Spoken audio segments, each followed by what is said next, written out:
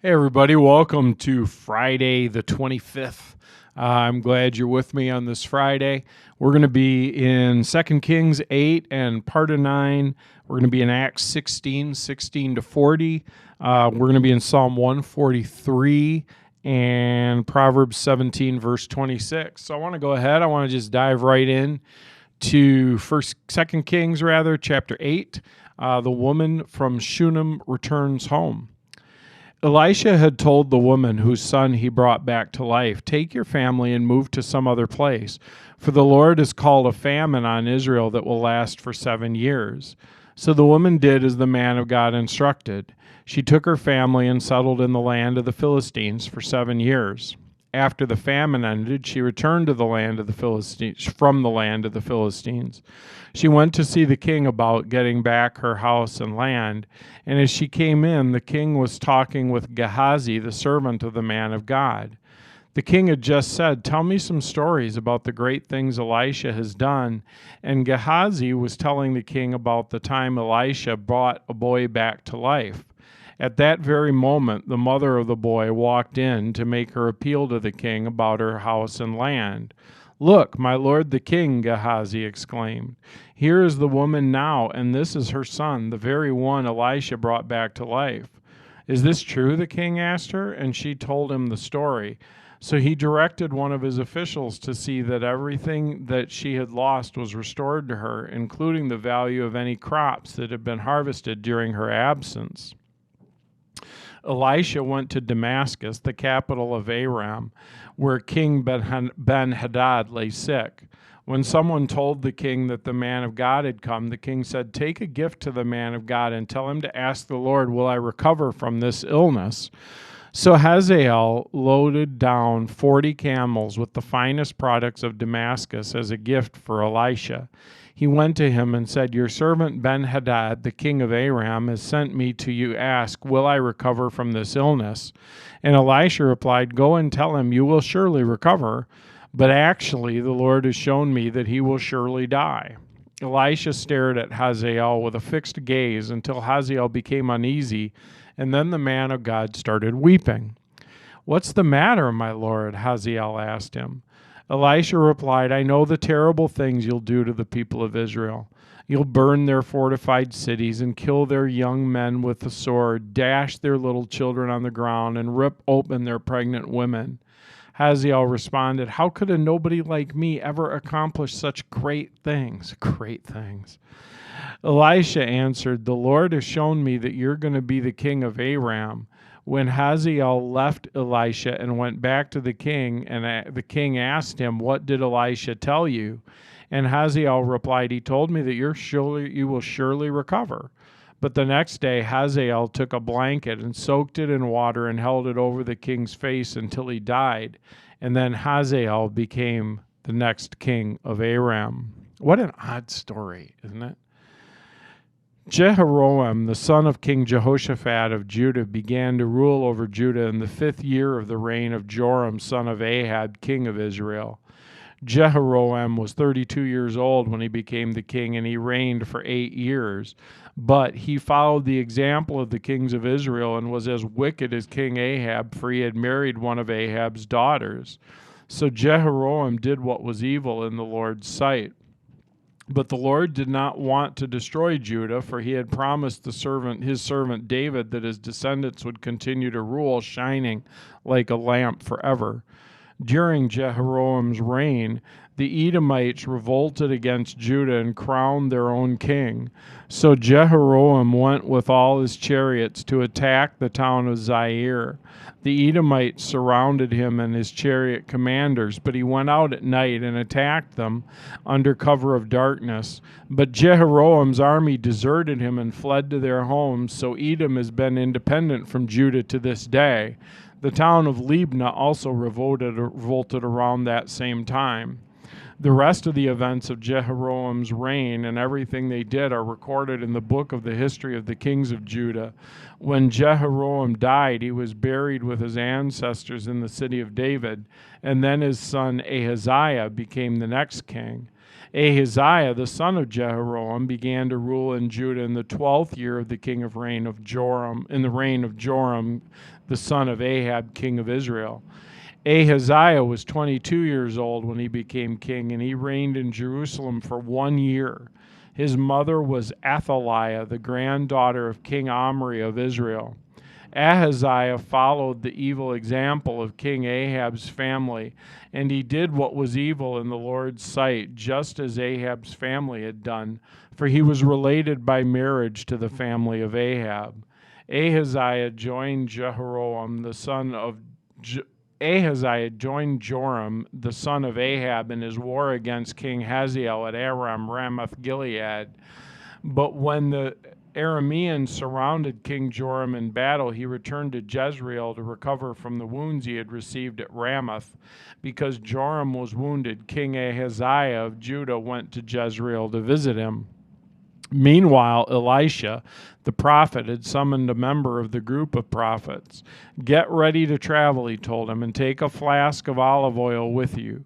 Go to Ramoth Gilead and find Jehu, son of Jehoshaphat, the son of Nimshi.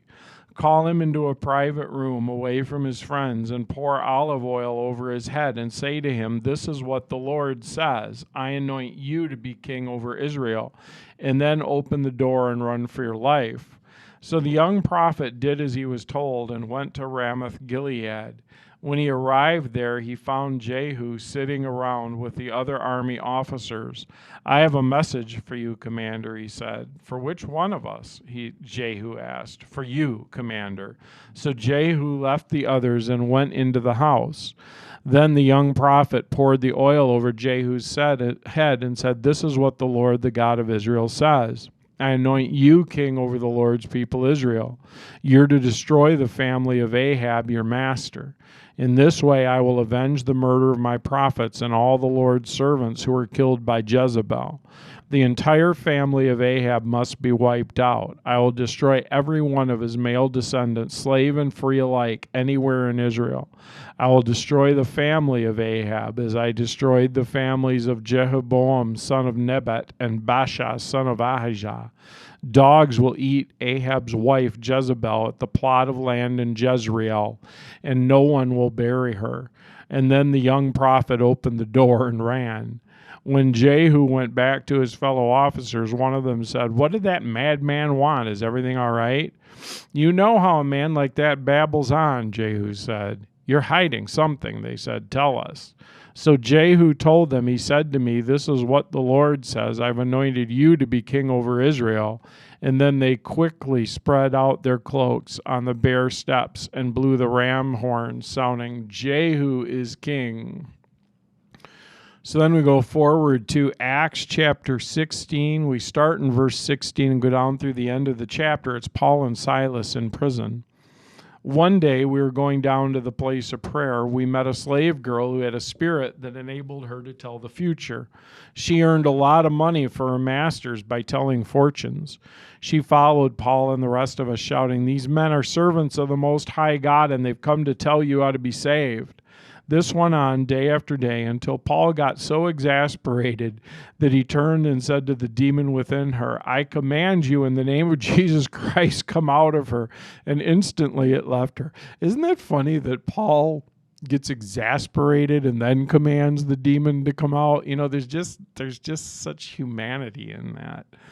Her master's hopes of wealth were now shattered, so they grabbed Paul and Silas and dragged them before the authorities at the marketplace. "The whole city is in uproar because of these Jews," they shouted to the city officials. "They were teaching customs that are illegal for us Romans to practice." A mob quickly formed against Paul and Silas, and the city officials ordered them stripped and beaten with wooden rods. When they were severely beaten, and then they were thrown into prison. The jailer was ordered to make sure they didn't escape, so the jailer put them in the inner dungeon and clamped their feet into the stocks.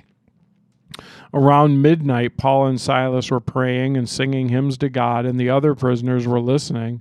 Suddenly there was a massive earthquake, and the prison was shaken to its foundation, and all the doors immediately flew open, and the chains of every prisoner fell off. The jailer woke up to see the prison doors wide open, and he assumed the prisoners had escaped, so he drew his sword to kill himself. But Paul shouted to him, "Stop, don't kill yourself. We're all right here." So the jailer called for the lights and ran to the dungeon and fell down trembling before Paul and Silas. And then he brought them out and said, "Sirs, what must I do to be saved?" They replied, "Believe in the Lord Jesus and you'll be saved, along with everyone in your household." And they shared the word of the Lord with him and all who lived in his household. Even at that hour of the night, the jailer cared for them and washed their wounds. And then he and everyone in the household were immediately baptized. He brought them into his house and set a meal before them, and he and his entire household rejoiced because they all believed in God. The next morning, the city officials sent police to the jailer. "Let those men go." So the jailer told Paul, "The city officials have said you and Silas are free to go. Go in peace." But Paul said, "They've publicly beaten us without a trial and put us in prison, and we're Roman citizens. So now they want us to leave secretly? Certainly not. Let them come themselves to release us."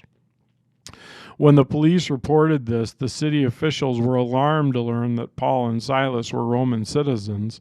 So they came to the jail and apologized to them, and then they brought them out and begged them to leave the city. When Paul and Silas left the prison, they returned to the home of Lydia, and there they met with other believers and encouraged them once more, and then they left town.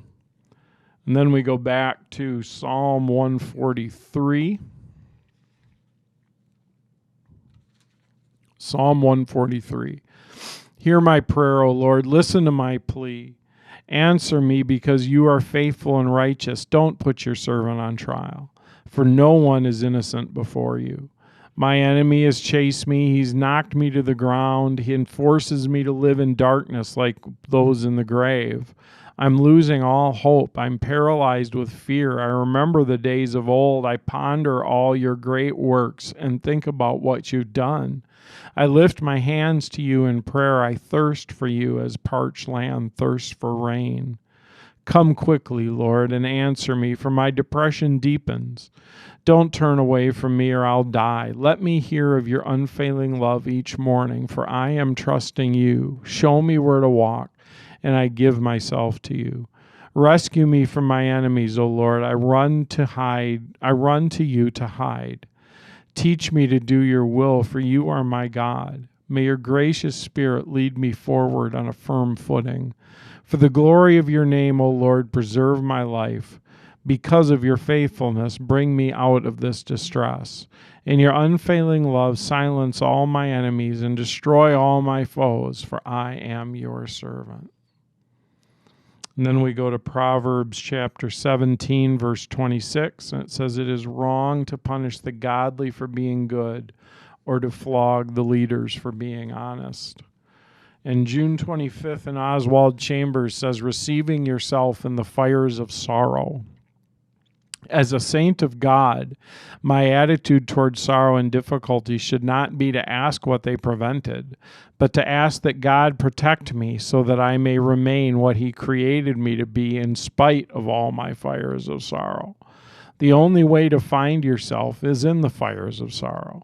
If you will receive yourself in the fires of sorrow, God will make you nourishment for other people.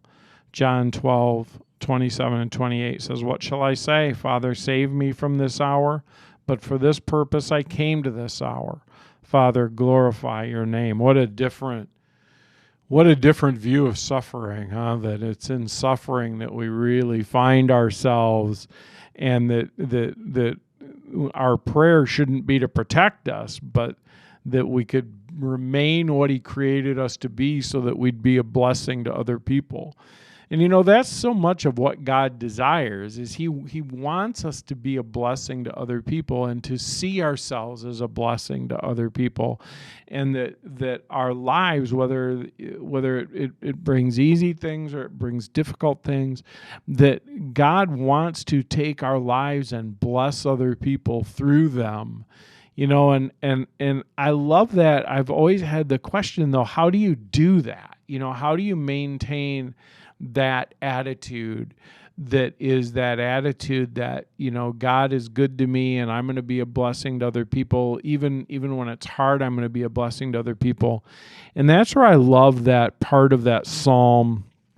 It was Psalm 143, if you remember, and it says, "Let me hear of your unfailing love each morning." In 1 John, God says we know and rely on the love that God has for us.